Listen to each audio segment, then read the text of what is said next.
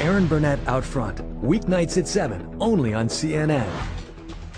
Francois Hollande's camel eaten in Mali.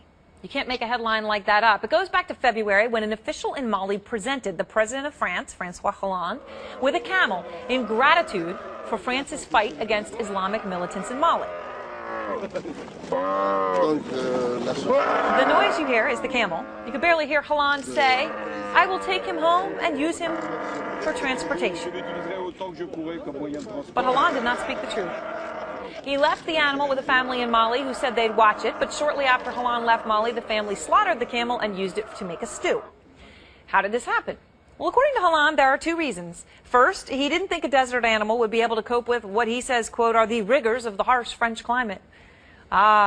President Hollande, there is nothing harsh about Paris, and camels live in many colder zoos. Sorry, Monsieur President, that excuse does not add up. N'étions pas debout? Debut. Hollande also blamed the, quote, complex procedures involved in bringing a camel into France. All right, maybe he had us there. So what are the procedures?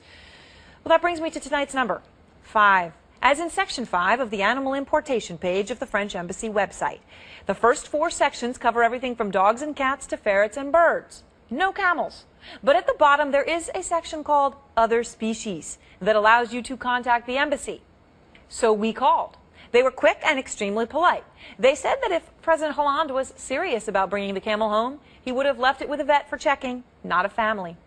And then the camel just needed some quarantine and vaccinations, and poof, there it could be in Paris. Basically, the procedures are not that complex. Hollande just didn't want to deal with the regulations of France, like a lot of other people. But, you know, there is some good news. Just before we went on the air, The Guardian reported that a government official from Mali says they will replace the camel with a bigger and better camel that will be sent directly to Paris. Interesting that the government of Mali can negotiate French regulations better than the man who creates them.